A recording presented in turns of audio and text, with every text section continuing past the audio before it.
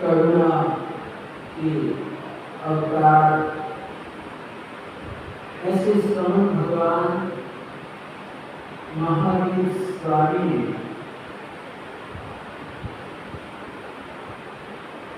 दो प्रकार के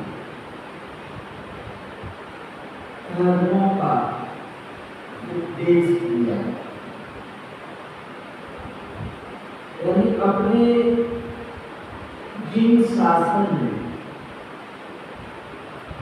धर्म के दो प्रकार,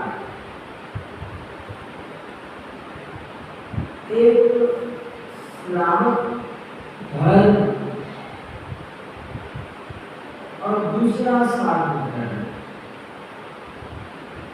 परमात्मा ने दोनों धर्मों का उपदेश दिया है। साधु जीवन में रहकर हम अपने साधु धर्म का पालन कर सकते हैं, और दूसरे नंबर में अगर हम साधु नहीं बन पाते हैं, श्रावक धर्म का हम पालन कर सकते हैं। तो इसमें हालांकि लक्ष्य तो साधु धर्म का पालन करना ही है, लेकिन जीवात्मा कर्माधीन है। सारे लोग साधु नहीं बन सकते हैं, साधु धर्म का पालन नहीं कर सकते हैं। तो ऐसे लोग भी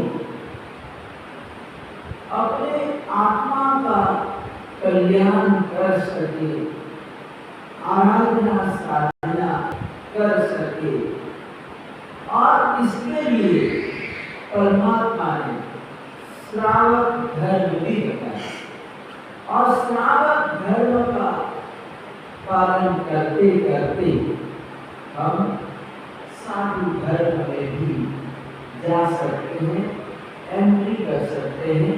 तो यहाँ पर जो साधु धर्म है, जो साधु का जीवन है, इस साधु के जीवन में किसी तरह की कोई छूट नहीं है। यानी साधु के जो व्रत है, व्रतों में किसी तरह की कोई ढील नहीं दी गई है, यानी संपूर्ण रूप से व्रतों का पालन करना। और इसीलिए साधु के व्रतों को महाव्रत बोला गया। क्या बोला गया? महाव्रत बोला गया। पंच महाव्रत, कितने? पंच महाव्रतों का पालन साधु को करना होता है अपने जीवन में। जब तक वो जीता है, जीवन पर्यंत पंच महाव्रतों का पालन करना है। जो अपना साधुआचार, क्या है? अपने साधुआचार का पालन साधु को करना होता है। साधु के कर्तव्य में आता है। इसमें आता है, ये साधु के कर्तव्य में आता है कि साधु धर्म को अपनाया है, तो जो अपनी मर्यादाएं हैं, जो आचार है, उस आचार का पालन करना है। तो साधु के लिए पंच महाव्रत है, और पंच महाव्रतों में किसी भी तरह की कोई बांध छूट नहीं है, यानी छूट छाट नहीं है। जबकि श्रावक धर्म में छूट दी गई है, यानी श्रावक के भी 5 व्रत हैं। कितने? 5 व्रत व्रत उसको हम अनुव्रत कहते हैं। क्या कहते हैं? अनुव्रत कहते हैं। अनु का मतलब होता है छोटे व्रत। इसमें छूट दी गई है और इसीलिए जब हम साल के व्रतों के बारे में बोलते हैं तो सब्बा ओ पाना दिवाया ओ गैर, ऐसे हम पाठ बोलते हैं, जबकि श्रावक के लिए वो ही पाठ है। लेकिन श्रावक के लिए बोला जाता है पूरा ओ पाना दिवाया ओ गैर, यानी साधु के लिए सूक्ष्म क्या है? इस सर्वथा यानी एकदम पूरी तरह से पालन करना है, सर्वथा पालन करना है। जबकि श्रावक के लिए बोला है उसको भी प्राणातिपात का पालन करना है, श्रावक को भी प्राणातिपात का पालन करना है और साधु को भी प्राणातिपात का पालन करना है। दोनों के लिए व्रत समान है, लेकिन यहाँ पर सूक्ष्म और स्थूल, यानी श्रावक के लिए स्थूल व्रत क्या है? स्थूल व्रत यानी कि जो बड़ी हिंसा, मोटी हिंसा है, कहते हैं कि ऐसी हिंसा से बचना है। क्या करना है? ऐसी हिंसा से बचना है कि हम श्रावक हैं तो श्रावक बड़ी हिंसा नहीं कर सकता, यानी पंचेंद्रिय जीव है, यानी पंचेंद्रिय जीव है। पंचेंद्रिय जीव में मनुष्य भी आ जाता है, पशु भी आ जाता है। तो इस तरह से हम श्रावक हैं और श्रावक होकर वो किसी की हत्या नहीं कर सकता है, किसी पर गोली नहीं चला सकता, यानी इतना तो हमको पालन करना है। क्या करना है? हम श्रावक हैं, हम जैन हैं और हमारे में जैनत्व क्या है? हमारे में जैनत्व है, तो हम दूसरों की तरह हम किसी को गोली तो दाग नहीं सकते हैं, किसी की हम हत्या नहीं कर सकते हैं। तो ये जो हिंसा है, किसी को मार देना, किसी मनुष्य को मार देना, किसी बहन को खत्म कर देना, मार देना, फिर इसको खत्म कर दूंगा, मार दूंगा, ऐसे विचार आना। क्या करना? ऐसे विचार आना कि मौका मिलेगा तो उसको खत्म कर दूंगा, मार दूंगा। तो ऐसे मन वचन काया से विचार करना हिंसा है। क्या है? हिंसा है। तो यहाँ पर जीव दो प्रकार के, कितने जीव दो प्रकार के हैं, एक त्रस्त और दूसरे स्थावर। ऐसे दो प्रकार के जीव हैं, एक त्रस्त और दूसरे नंबर में स्थावर।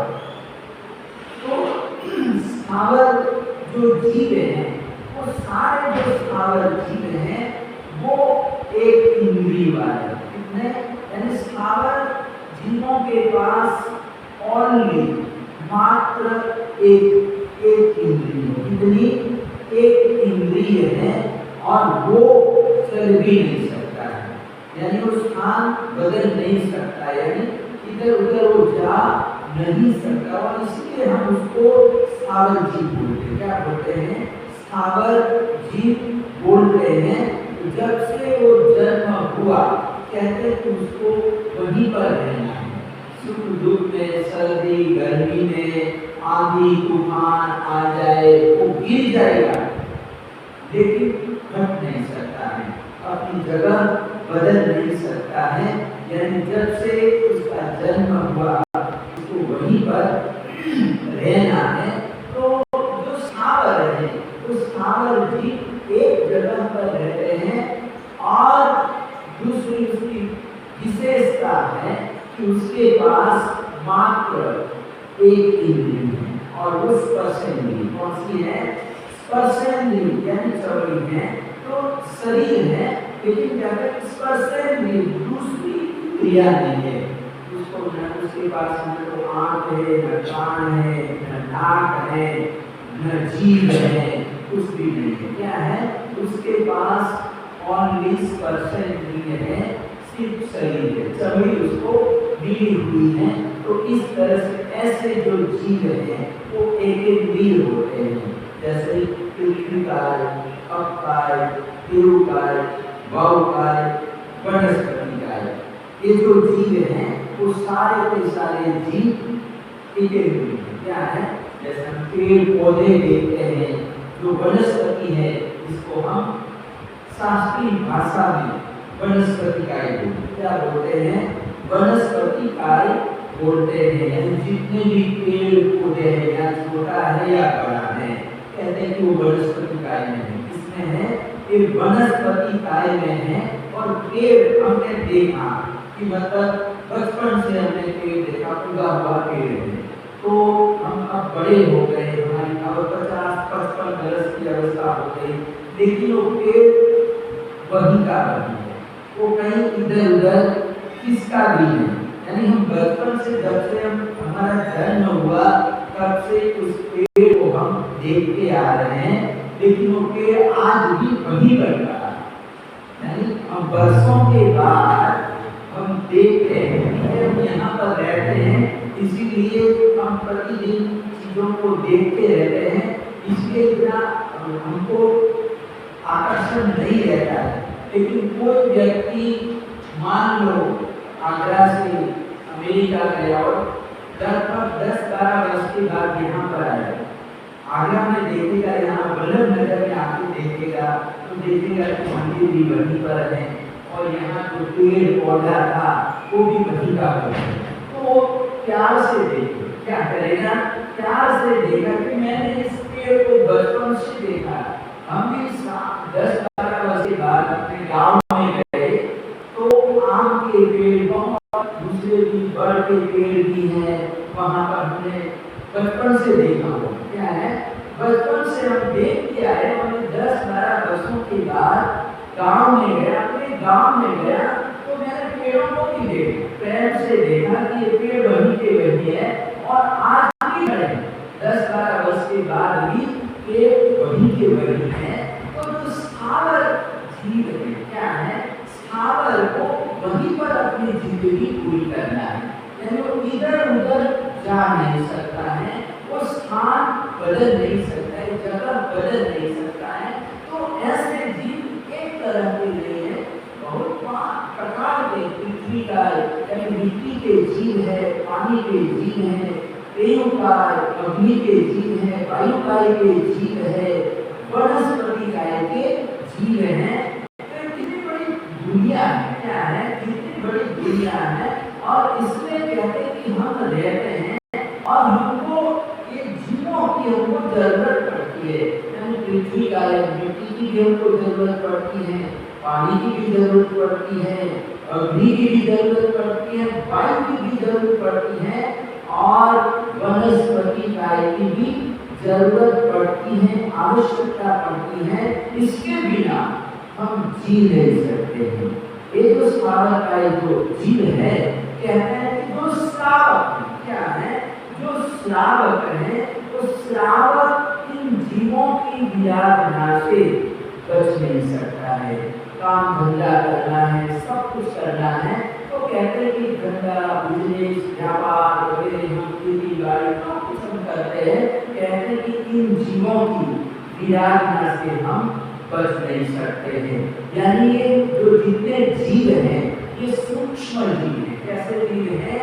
ये सारे जीव जो स्थावर काय के जो जीव हैं ये सूक्ष्म हैं, लेकिन कहते हैं कि हमारे तरफ बच नहीं सकते हैं। इसका मतलब ये भी नहीं है कि हम अनावश्यक उसका उपयोग करें, यानी जितनी जरूरत है उतना ही हमको लेना है।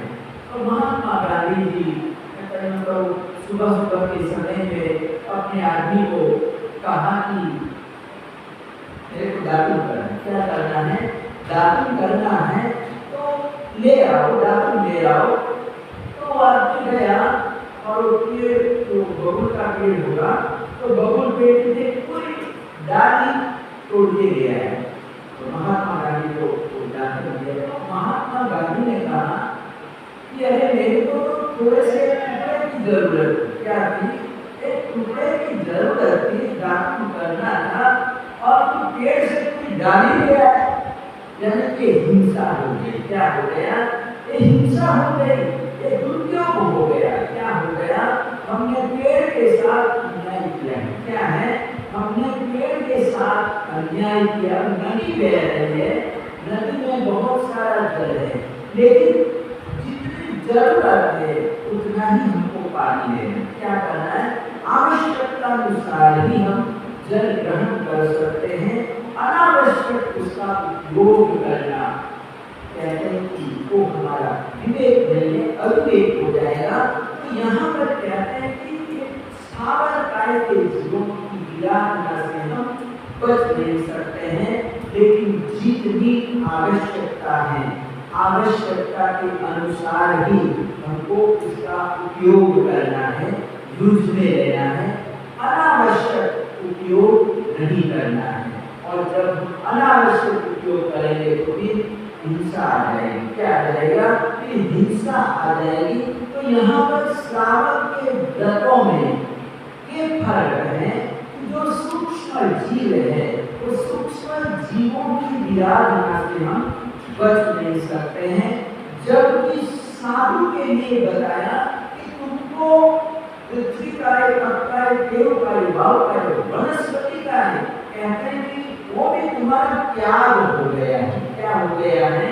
त्याग हो गया है। और इसीलिए हम पेड़ को छू भी नहीं सकते। चलते हुए कहीं गलती से छूट जाए वो बात अलग है, लेकिन पेड़ को छूना भी मना है। शादी को हरी वनस्पति को छूना भी मना है, चलना भी मना है। लॉन पर चलना, हरी घास पर साधु नहीं चल सकता, क्योंकि वो वनस्पति काय का जीव है। क्या है? वनस्पति काय का जीव है, लेकिन श्रावक के लिए ये नियम नहीं। क्या है? हालांकि हम श्रावकों को भी बोलते हैं कि जितना हो सके उतना हमको हरी घास पर पाँव रखना नहीं चाहिए। हाँ, रास्ता है, हम जा सकते। क्या है? अगर हमको आगे जाने बढ़ना ही है और रोड भी है, पूरा रास्ता बना हो, सूखा रास्ता है, तो कहते हैं कि हमको रास्ते से ही जाना चाहिए, चलना चाहिए। न साइड में हम हरी घास में पाँव रख के चलते जाए, ऐसा नहीं। जितना हो सके हमको बचना है, विराधना से हमको बचना है। तो यहाँ पर बताया गया है कि त्रस्त और सागर जीव है, स्थूल और सूक्ष्म जीव। तो सूक्ष्म जीवों की हम विराधना से नहीं बच सकते हैं, लेकिन उसकी हम जयना कर सकते। क्या कर सकते हैं? जयना कर सकते हैं। और जहाँ पर जयना है, यतना है, कोई भी काम करना है, चलो रसोई ही पकानी है, तो बर्तन वगैरह यूज करने से पहले हम देख लेते हैं कहीं अंदर चीज तो नहीं है। तो ये सारा देख के उपयोग में लेना। बर्तन रसोई तो करनी है, लेकिन रसोई करने से पहले देख लेना, अनाज को भी देख लेना कि इसके अंदर जीव जंतु तो नहीं बढ़ रहे हैं। तो ये सारा देखभाल काम करना वो जैना। क्या है? तो हम जैना का पालन कर सकते हैं। और परमात्मा ने कहा, स्वयं भगवान महावीर स्वामी ने कहा कि जयम जय जयम जीते जय मासे जयम से जयम भूजन तो भाषण तो पावन पवंड बनते। यानी एक शिष्य ने परमात्मा से पूछा कि भगवान आप कहते हैं कि चलने में भी हिंसा है, कहने में भी हिंसा है, खाने में भी हिंसा, पीने में भी हिंसा, बोलने में भी हिंसा, तो फिर हम करें क्या? यानी कि हम बैठ तो सकते नहीं है, काम तो करना पड़े, किया है, करनी पड़ती है, तो हम क्या करें? हमें पाप कर्म से कैसे बच सकते हैं? तो परमात्मा ने कहा कि मैं काम करने के लिए मना नहीं कर रहा, लेकिन उसमें जयना क्या? तो जयम चले, यानी चलना तो पड़ेगा। कोई भी साधु हो, श्रावक हो, श्राविका होगा, उसको जाना तो पड़ेगा, दुकान भी जाना पड़ेगा, फैक्ट्री जाना पड़ेगा, मंडी जाना पड़ेगा, बाजार में जाना पड़ेगा, कहीं न कहीं तो जाना पड़ता है, चलना पड़ता है, एक स्थान से दूसरे स्थान जाना पड़ता है। लेकिन कहते हैं कि आपको जाना है, कोई बात नहीं, जाने के लिए मना नहीं है, लेकिन देख कर चलना है। चलने के लिए मना नहीं है, लेकिन देख कर चलो। क्या करो? देख कर जयना से चलो। और देख कर हम जा रहे हैं, क्या करें? जैना से हम जा रहे हैं और मान लीजिए कि हमारे पांव के नीचे कोई जीव आके लग गया, चींटी कोई दब गई, हालांकि हम सावधानी से जा रहे थे, सतर्कता से हम जा रहे थे, देख कर ही जा रहे थे, लेकिन फिर भी कोई ऐसा चींटी भी आ गया, पांव के नीचे आके दब गया और मर गई, चींटी मर गई, तो परमात्मा कहते हैं कि चींटी मर गई, तुम्हारे पांव के नीचे आके मर गई, लेकिन आपको हिंसा का दोष नहीं लगेगा, क्योंकि मन में दया क्या थी, मन में दया की, करुणा की, और इसीलिए आप देख कर चल रहे थे, सावधानी से अपने कदम उठा रहे थे, पांव रख रहे थे, लेकिन फिर भी सावधानी रखने पर भी कोई जीव किसी जीव जंतु की व्याध ना हो गई, तो कहते हैं कि आपको हिंसा का दोष नहीं लगेगा।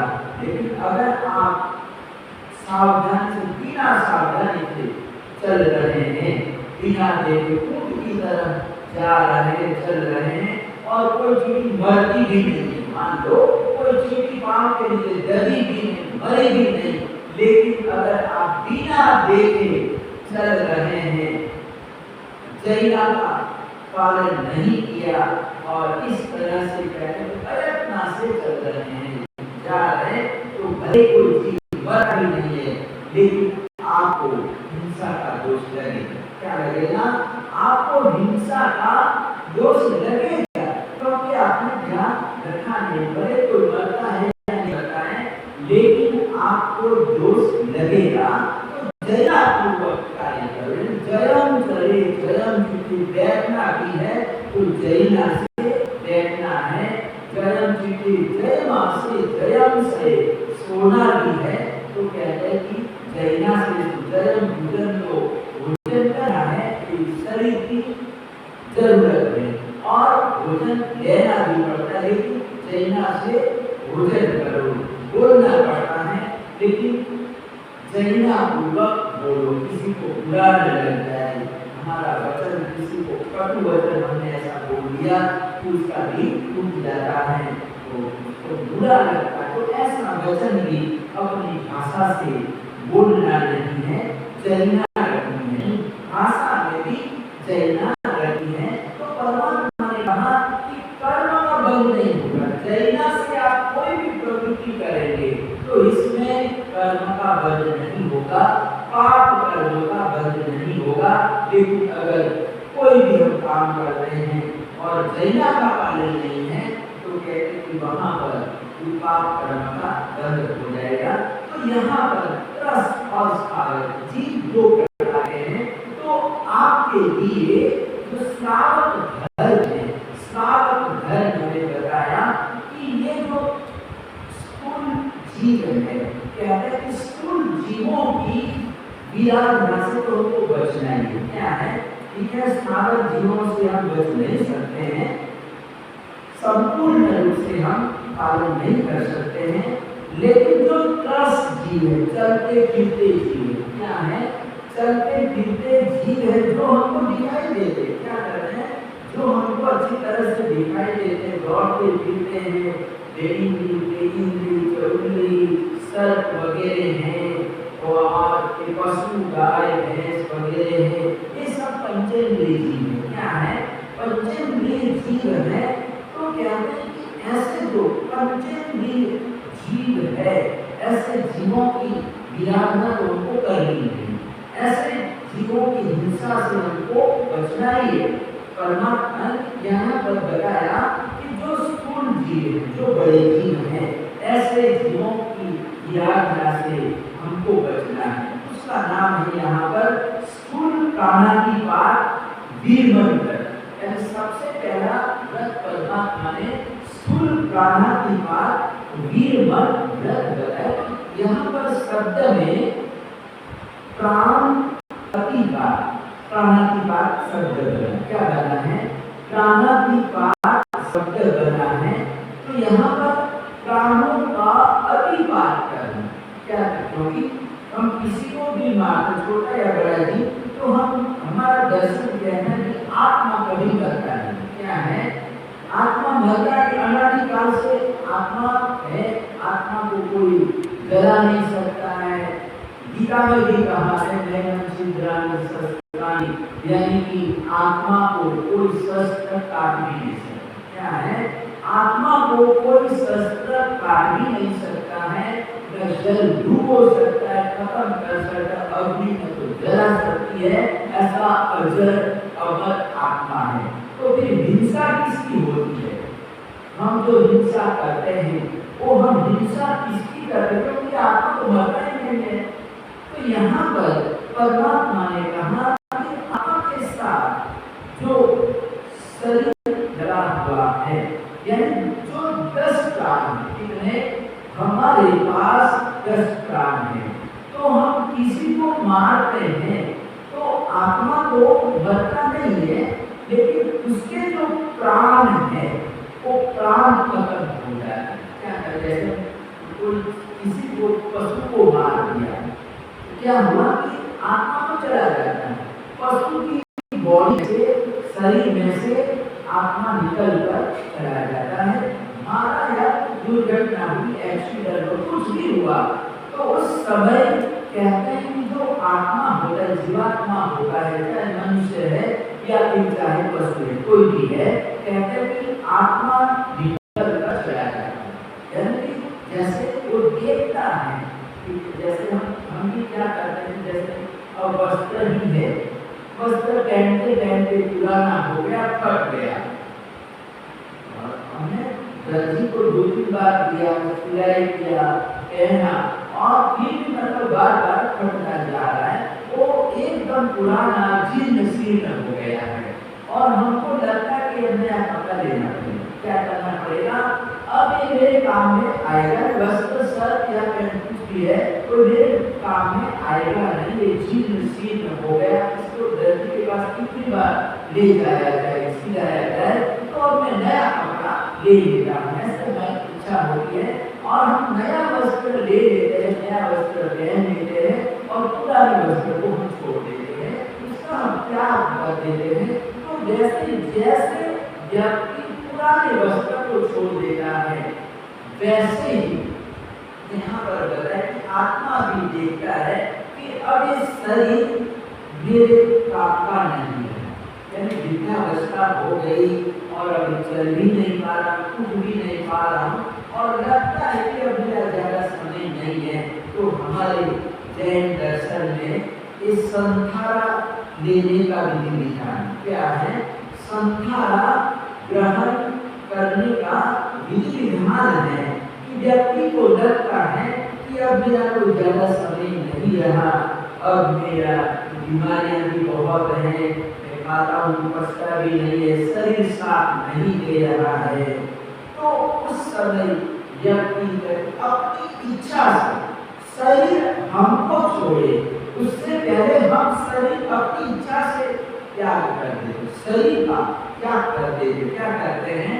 शरीर का त्याग करना, अपनी इच्छा से अपने शरीर का त्याग करना, क्या वो संखारा है? क्या है?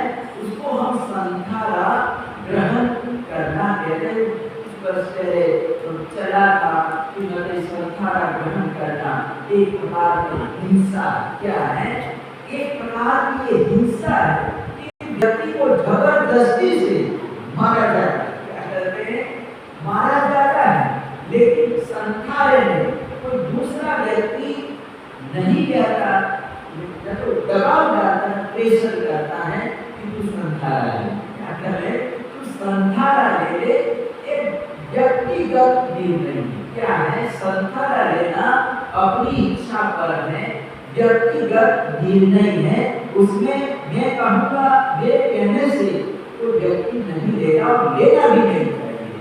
आपकी इच्छा अनुसार आप ले सकते, तो आपको लगे कि मेरे को शरीर छोड़ना है, क्या करना? शरीर का त्याग करना है, तो उस समय व्यक्ति अपनी इच्छा से, अपनी भावना से शरीर छोड़े, हमको छोड़े, उससे पहले व्यक्ति अपने शरीर का त्याग कर देता है, छोड़ देता है, तो उसको संखारा बोलते हैं। तो ये अपनी इच्छा से प्राणों का त्याग करना क्या हो गया? संखारा लेना, यानी कि अपनी इच्छा से अपने प्राणों का त्याग करना, स्वीकार करना। क्या करना? स्वीकार करना, समझा रहा है, तो कोई भी व्यक्ति दूसरा व्यक्ति किसी को मारता है, हत्या करता है, किसी की हत्या करता है, तो कहते हैं कि वो प्राणों को खत्म करता है। इसको खत्म करता है, प्राणों को खत्म करता है, यानी बॉडी खत्म हो जाती है, शरीर खत्म हो जाता है, यानी कि ये 5 इंद्रियां भी रहती नहीं है, और मन, वचन और जो काय बल है, कहते हैं कि मन, वचन, काया का बल भी रहता नहीं है, और श्वासोश्वास, आयुष्य, इस तरह से 10 प्रकार की प्राणी, जब व्यक्ति मर जाता है तो कहते हैं कि उसके जो 10 प्राण होते हैं, वो 10 प्राण अपनी क्रिया करना बंद कर देते हैं, आंखें देखना बंद कर देती है, कान सुनना बंद कर देता है, वो जीभ बोलना बंद कर देती है, यानी सारी जो इंद्रियां हैं, जो हमारे 10 प्राण हैं, वो अपनी क्रिया बंद कर देते हैं। क्या कर देते हैं? निश्चेष्ट हो जाते हैं, यानी शरीर पूरा का पूरा क्या है? शरीर पूरा का पूरा है, लेकिन अगर प्राण ही काम नहीं करेंगे, 10 प्राण काम नहीं करेंगे, तो हम समझ लेते, मान लेते कि आदमी चला गया। क्या हो गया? आदमी चला गया। तो इस तरह से यहाँ पर प्राणातीत, यानी परमात्मा ने कहा कि दूसरों के काम को तो जीना चाहता है, क्या करना चाहता है? वो जीना चाहता है, और ऐसे व्यक्ति को अगर हम मार देते हैं, कामों को खत्म कर देते हैं, तो कहते हैं कि वो हिंसा है। क्या है? वो हिंसा है। तो प्राणातीत इसलिए नाम दिया गया, नहीं तो कहते हैं कि यहाँ पर जीवातीत आता शब्द, आत्मा मर जाता तो यहाँ पर जीवातीत आता है। क्या आता है? आता जीवातीत, लेकिन यहाँ पर जीव की बात नहीं है, यहाँ पर परमात्मा ने समझ भगवान महावीर स्वामी ने जो बताया, कहते हैं कि कोई व्यक्ति किसी को मार भी देता है, तो कहते हैं कि उसकी आत्मा को मार नहीं सकता, लेकिन उसका जो शरीर है, जो 10 प्राण है, उसको खत्म कर देता है। तो प्राणातीत, ऐसे प्राणातीत से हमको बचना है। ये पहला व्रत हुआ। क्या हुआ? पहला व्रत हुआ कि जो प्राणधारी जो जीव है, ऐसे प्राण युक्त जीवों की हिंसा से हमको बचना है। क्या करना है? ऐसे जीवों की हिंसा से हमको बचना है। आगे क्या होता है? क्योंकि मैंने थोड़ा सही बदला, क्योंकि मतलब माताओं की इच्छा थी, माता बहुत माताएं आती है, हिंदू माता जी ने आज अपने एकादश देखा, लगभग 111 एकादश में, चातुर्मास में कंटिन्यू लगातार 111 एकादश की तपस्या की, आज पालना हुआ। तो उन्होंने मेरे को बोला था महाराज जी, क्योंकि थोड़ा सा 12 व्रतों के बारे में आप बताना, तो अब अपने पास कोई भी कमी है, तो ये 12 व्रतों को मैं ज़्यादा टाइम लेना नहीं चाहता, शॉर्ट रूप में, संक्षेप रूप में बताऊंगा। तो कल भी हम आपके जो पद है, यानी जो व्रत है, 11 व्रत हैं, वो 11 व्रतों के बारे में हम कर लेंगे। तो इस तरह से आज हमने थोड़ा सा ज़्यादा विस्तार किया है, लेकिन कल पूरे 11 व्रतों के बारे में आपको शॉर्ट में, संक्षिप्त रूप में आपको बता दूंगा। कल के प्रवचन में ये हमारे व्रत रहेंगे, 12 व्रत रहेंगे, और उसके बाद जो समय रहा वो थोड़ा बहुत चलाएंगे, और धन्य कुमार चरित्र भी चलाएंगे साथ साथ।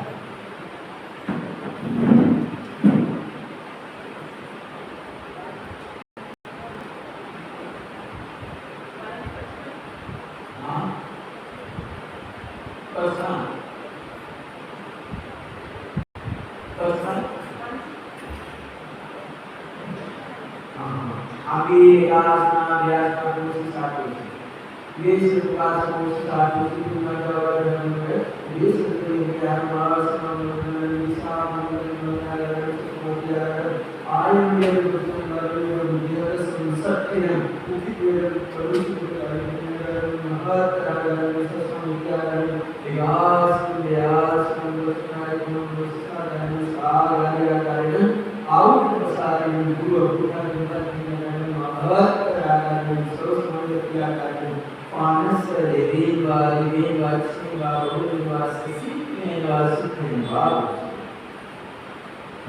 गुरुदेव आज पंचवटी में 10 दिन थे।